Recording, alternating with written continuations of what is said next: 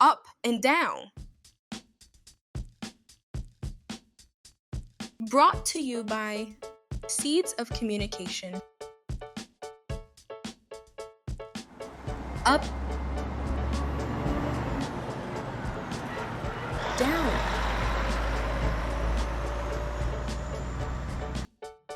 Up,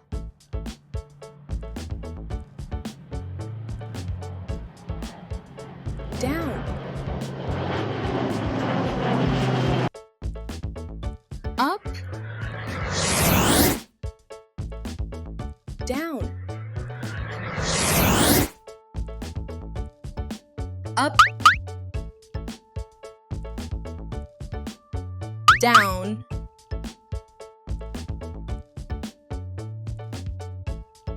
Up, down. Up, down. Now let's practice. Point your finger up. Point your finger down. Point your finger up. Point your finger down. Great job! Hooray! Next, look for the objects that are up and look for the objects that are down.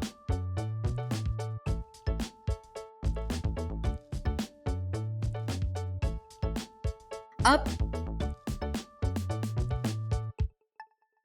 down. You did it! Keep practicing.